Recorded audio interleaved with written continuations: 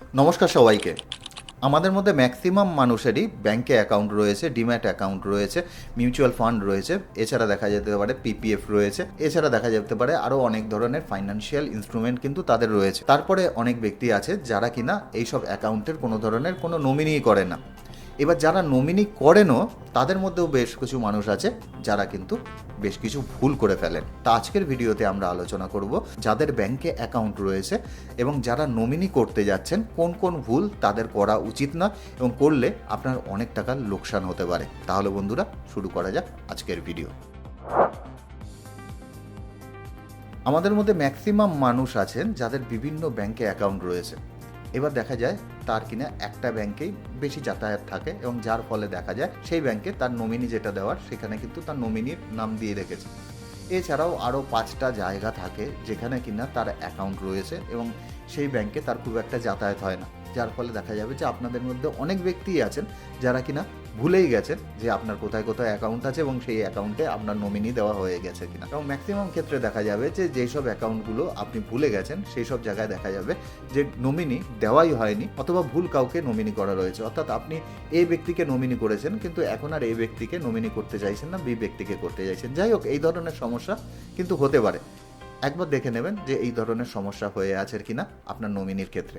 সেক্ষেত্রে ওখানে যে টাকাটাই আপনার থাকুক না কেন সেই টাকাটাই কিন্তু আপনার উত্তরসূরি যে আছে ভবিষ্যতে পেতে গেলে তার অনেকটা বেশি সুবিধা হবে। যখন আমরা নমিনি করি, বিশেষ করে সেই সব ব্যক্তির ক্ষেত্রে বলছি যে যার লিগ্যাল ইয়ার একাধিক রয়েছে, সেক্ষেত্রে তারা কিন্তু অনেক সময় দেখা যায় যে কোনো ধরনের স্ট্র্যাটেজি তৈরি করে না। স্ট্র্যাটেজি মিনস বলতে চাইছি যে একটা চিন্তা ভাবনা করে নমিনি করেন না। দেখা যায় যে তাকে দেখা গেল যে একটা অ্যাকাউন্টে তার বড় ছেলেকে করে দিল, আর একটা অ্যাকাউন্টকে তার মেয়েকে করে দিল, কিন্তু দেখা যাবে যে এক এক জায়গার যে অ্যামাউন্ট অথবা যে ভ্যালুয়েশন সেটা কিন্তু আলাদা আলাদা। আপনি একবার ঠিক করে নিন যে কাকে কতটা পরিমাণ টাকা আপনি দিতে চাইছেন। যে পরিমাণ টাকা আপনি তাকে দিতে চাইবেন সেই পরিমাণ টাকার অংশেই তাকে নমিনি বানান এবং বাকি অংশে কিন্তু তাকে নমিনি বানাবেন না। এর ফলে দেখা যায় যে কেউ যখন গত হয় তার যে উত্তরসূরি আছে তাদের মধ্যে কিন্তু অনেক ধরনের অশান্তি লাগতে পারে। সুতরাং একটা ছোট্ট স্ট্র্যাটেজি অথবা ছোট্ট চিন্তাভাবনা বলতে পারি যে এই জিনিসটা আমাদের করে রাখা প্রয়োজন যে আমি কাকে কত অংশ দিতে চাইছি এবং তাকে সেই অংশেরই অংশীদার বানানো, অথবা বলতে পারি তাকে সেই অংশেরই নমিনি বানিয়ে যাওয়া, যাতে সেই টাকাটা পেতে তার সুবিধা হয়। অনেক ব্যক্তি আছে, ধরে নিলাম তার এসবিআইতে অ্যাকাউন্ট রয়েছে। এবার এসবিআইতে অ্যাকাউন্ট থাকায় সে মনে করছে এসবিআইতে আমি একজন নমিনির নাম ওখানে দিয়ে দিয়েছি এবং তার কাজ শেষ হয়ে গেছে। কিন্তু দেখা যেতে পারে যে আপনার ওখানে পিপিএফ অ্যাকাউন্ট রয়েছে, আপনার ওখানে ফিক্সড ডিপোজিট রয়েছে, অথবা দেখা যাবে আপনার ওখানে মিউচুয়াল ফান্ড রয়েছে, এছাড়া দেখা যেতে পারে আপনার ওখানে লাইফ ইন্স্যুরেন্স রয়েছে। আপনি একবার ব্যাংকের সাথে কথা বলুন, আপনার ব্যাংক অ্যাকাউন্টে শুধু নমিনি দিয়ে দিলেই কি আপনার কাজ শেষ হয়ে যাবে? বাকি ইনস্ট্রুমেন্টগুলোই কিন্তু আলাদাভাবে নমিনি দেওয়ার প্রয়োজন পড়তে পারে। যদি প্রয়োজন পড়ে সেখানে কিন্তু আলাদাভাবে আপনাকে নমিনি দিতে হবে। সেই কাজটা আপনি সম্পন্ন করে ফেলুন, না হলে কিন্তু ভবিষ্যতে সমস্যা তৈরি হতে পারে। আপনি চাইবেন না আপনি যখন থাকবেন না তখন আপনার যে উত্তরসূরি আছে বেফালতু কোনো সমস্যায় পড়ুক, এবং এই ধরনের সমস্যা থেকে আপনাকে বেরোতে চাইলে একবার আপনি ব্যাংকের সাথে কথা বলুন যে বাকি যে ইনস্ট্রুমেন্টগুলো আছে সেইগুলোতে কি নমিনি করা রয়েছে। যদি করা না থাকে তাহলে কিন্তু অবশ্যই এখন করিয়ে নিন।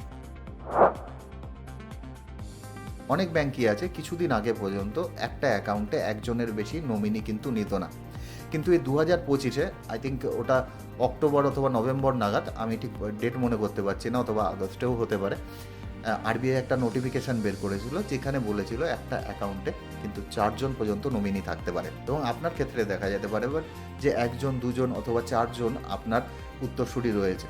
সেক্ষেত্রে আপনার যদি একটাই অ্যাকাউন্ট থাকে সেক্ষেত্রে সবার মধ্যে সমানভাবে যদি আপনি ভাগ করে দিতে চান, 4জনকেই ওখানে নমিনি রাখতে পারে।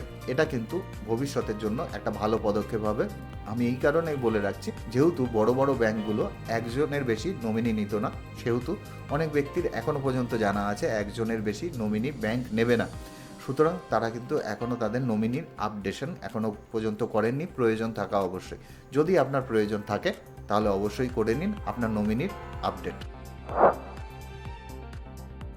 অনেক সময় দেখা যায় যে অনেক ব্যক্তি নমিনি করে রাখে কোনো মাইনরকে, এবং মাইনরকে যখন নমিনি করা হয় তখন সমস্যা একটা হয় যে মাইনরের একজন গার্ডিয়ান সিলেক্ট করতে হয়, এবং সেক্ষেত্রে দেখা যায় যে সেই ব্যক্তি কাউকে গার্ডিয়ান সিলেক্ট করে না। সেক্ষেত্রেও কিন্তু অনেক সমস্যা তৈরি হতে পারে। আপনি যদি মাইনরকে আপনার নমিনি করেন, বিশেষ ক্ষেত্রে দেখা যায় যে দাদুরা তার নাতিদের এই নমিনি করে রাখে, সেক্ষেত্রে আপনি দেখুন যে কাকে আপনি ট্রাস্ট করতে পারেন, সেরকম কোনো ব্যক্তিকে ওই মাইনরের গার্ডিয়ান রাখুন, তাহলেই কিন্তু আপনার পুরো ফর্মালিটিস কমপ্লিট হবে। অনেক ব্যক্তি নমিনি আর লিগ্যাল হেয়ারের মধ্যে পার্থক্য বোঝে না। অনেক ব্যক্তি মনে করে যে নমিনি মানেই সেই টাকার পুরোপুরি অধিকারী সেই ব্যক্তি। এটা কিন্তু একেবারেই নয়। নমিনির কাজ হলো একটা কেয়ারটেকারের মতন, অর্থাৎ অ্যাকাউন্ট হোল্ডারের যদি মৃত্যু হয়ে যায়, মৃত্যু হওয়ার পর সেই টাকা তোলার দায়িত্ব থাকে নমিনির। অর্থাৎ ব্যাংকে যখন নমিনি করা রয়েছে, ব্যাংকের আর চাপ নিতে হয় না কোনো ধরনের। ব্যাংক সেই ব্যক্তির কাছে টাকা দিয়ে দিল, তখন কিন্তু নমিনি সেই টাকা নিয়ে নেয়। এখন ভারতবর্ষে দেখা যায় যে ম্যাক্সিমাম ক্ষেত্রে নমিনি টাকা নিয়ে নেয় আর কেউ কোনো অবজেকশন করে না, যার ফলে কোনো ধরনের কোনো সমস্যা তৈরি হয় না। কিন্তু তার যদি অন্য কোনো লিগ্যাল হেয়ার থাকে এবং তারা যদি কোনো ধরনের কোনো কেস করে দেয়, সেক্ষেত্রে কিন্তু নমিনি বাধ্য থাকবে সেই টাকা সবার মধ্যে ভাগ করে দিতে। অর্থাৎ লিগ্যাল হেয়ার আর নমিনির মধ্যে একটা সূক্ষ্ম পার্থক্য রয়েছে, সেটা কিন্তু বোঝা আমাদের একান্ত প্রয়োজন। অনেক ব্যক্তি আবার আর একটা জিনিস ভুল করেন, যেটা হলো সেই ব্যক্তি যখন কাউকে নমিনি রাখেন, তার থেকে বয়স্ক কোনো ব্যক্তিকে নমিনি রাখেন। দেখুন, আপনার থেকে বয়স্ক ব্যক্তি 1 বছর 2 বছরের কিছু যায় আসে না, কিন্তু এমন কোনো ব্যক্তি দেখা গেল যে ম্যাক্সিমাম চান্স হলো সেই ব্যক্তি আপনার অনেক আগে চলে যাবেন।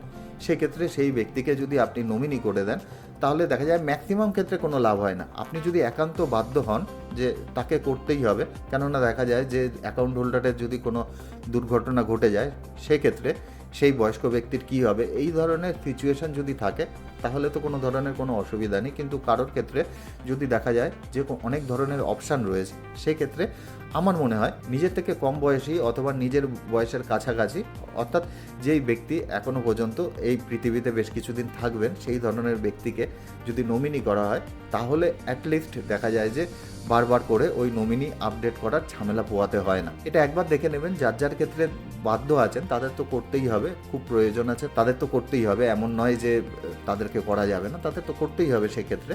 কিন্তু যদি কোনো কারণবশত আপনার কাছে সেকেন্ড কোনো অপশান থাকে, তাহলে কিন্তু আপনি আপনার থেকে কম বয়স্ক অথবা যেই ব্যক্তির এখনও ফিজিক্যালি ফিট রয়েছেন, সেই ধরনের কোনো ব্যক্তিকে আপনার নমিনি বানানো অনেক ভালো।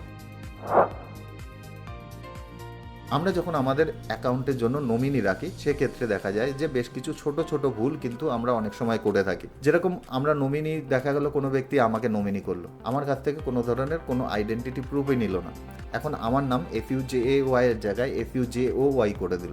এখন দেখা যাবে যে যে ব্যক্তি আমাকে নমিনি করলো, যখন দেখা যাবে যে এই নমিনির প্রয়োজন হবে, তখন দেখা যাবে যে ওই স্পেলিং মিস্টেকের জন্য একটা বড় সমস্যায় পড়তে হবে। তা অবশ্যই আপনি যখন কাউকে নমিনি রাখবেন, তার আইডি প্রুফ একটা নিয়ে নিন, নিয়ে সেখানে কি স্পেলিং রয়েছে সেটা দেখে তারপরে আপনার নমিনির নাম সেখানে বসান। ম্যাক্সিমাম ক্ষেত্রে দেখা যায় যে আমরা ব্যাংকে যখন ফর্ম ফিল আপ করি, তখন আমরা তো আমাদের ডকুমেন্ট সমস্ত কিছু দেখে ফিল আপ করে, কিন্তু নমিনির নামটা ক্যাজুয়ালি আমরা বসিয়ে দিই। এটা করবেন না। একবার অন্তত নমিনির আইডি কার্ডে অথবা নমিনিকে জিজ্ঞাসা করে নিন যে কী স্পেলিং রয়েছে, তারপরে সেখানে কিন্তু আপনার নমিনির নাম বসান। আমরা তো অনেক সময় ব্যাংক অ্যাকাউন্ট খুলেও ফেলি, কাউকে না কাউকে নমিনি করে রাখি, কিন্তু দেখা যাবে যে সেই অ্যাকাউন্ট সম্পর্কে আমরা বাড়ির কাউকে জানাই না। ধরে নিলাম আমি কোনো ব্যাংক অ্যাকাউন্ট খুলে রেখেছি, আমার 5টা জায়গায় 5টা অ্যাকাউন্ট রয়েছে, কিন্তু দেখা গেলো যে অর্ধেক জায়গার যে অ্যাকাউন্ট রয়েছে সেই ব্যাপারে আমার ফ্যামিলির কাউকে তো আমি নমিনি করে রেখেছি, কিন্তু তাকে কোনো কিছু জানাইনি। এখন আমার যদি কোনো কারণে মৃত্যু ঘটে যায়, সেক্ষেত্রে আমি যদি আমার ফ্যামিলি মেম্বারকে নাই জানাই যে কোথায় কোথায় আমার অ্যাকাউন্ট রয়েছে, সেখানে নমিনি রেখে লাভ কী? সুতরাং আপনি অ্যাটলিস্ট আপনার যে নমিনি রয়েছে তাকে জানিয়ে রাখুন যে আপনার কোথায় কোথায় অ্যাকাউন্ট আছে অথবা কোন কোন অ্যাকাউন্টে তাকে নমিনি করা হয়েছে, যাতে কোনো সময় কোনো ধরনের কোনো দুর্ঘটনা ঘটলে সে অ্যাটলিস্ট জানে যে কোথায় অ্যাকাউন্ট রয়েছে এবং কোথায় তাকে যেতে হবে আপনার অ্যাকাউন্টের সমস্ত কিছু খুঁজে বার করার জন্য। অনেক সময় যে সমস্যাটা তৈরি হয় সেটা হলো কাপলদের ক্ষেত্রে, যারা দেখা গেল একটা জয়েন্ট অ্যাকাউন্ট খুললো, এবং জয়েন্ট অ্যাকাউন্ট খোলার জন্য দেখা গেলো দুজন ব্যক্তি, এ ব্যক্তি আর বি ব্যক্তি। এবার এ ব্যক্তি কাউকে নমিনি করলে বি ব্যক্তিকে করবে, বি কাউকে করলে এ ব্যক্তিকে করবে। যদি এই ধরনের সিচুয়েশন হয়, তারা দুজন মিলে একটা জয়েন্ট অ্যাকাউন্ট খুলবে। এখন তারা মনে করছে না কাউকে নমিনি রাখার প্রয়োজন আছে, কেননা দুজন ব্যক্তি তো আছে, তারা মনে করছে একজন চলে গেলে তো আর একজন অ্যাটলিস্ট থাকবে। কিন্তু কোনো কারণবশত দুজনের যদি কোনো একসাথে কোনো ধরনের কোনো অসুবিধা ঘটে যায়, সেক্ষেত্রে কিন্তু এই যে অ্যাকাউন্টটা রয়েছে সেই অ্যাকাউন্ট সম্পর্কে কেউ যদি না জানে, কাউকে যদি নমিনি না করা হয়, তাহলেও কিন্তু একটা সমস্যা তৈরি হতে পারে।